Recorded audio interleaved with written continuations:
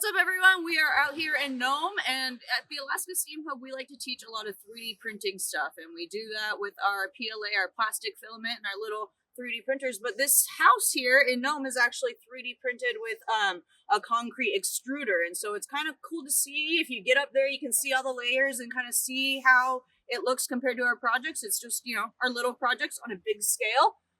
So let's learn some more facts about this.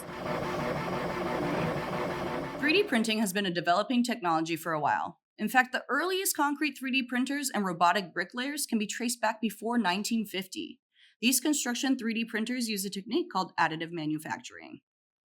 3D printed houses can also be a cost-effective way to create homes that will withstand the test of time and pretty harsh weather.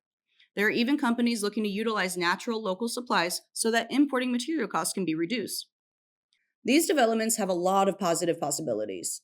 The addition of affordable and efficient housing options in general, and also the ability to quickly develop housing in disaster relief areas. This technology is really fast too.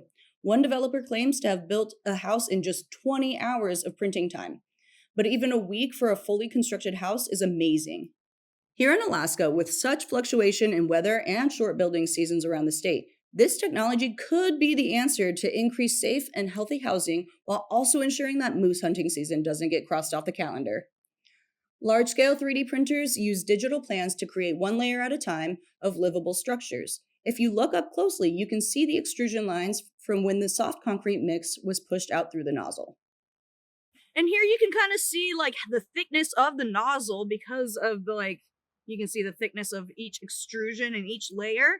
So that's kind of cool to check out. So hope you like this video and subscribe for more. Check you later.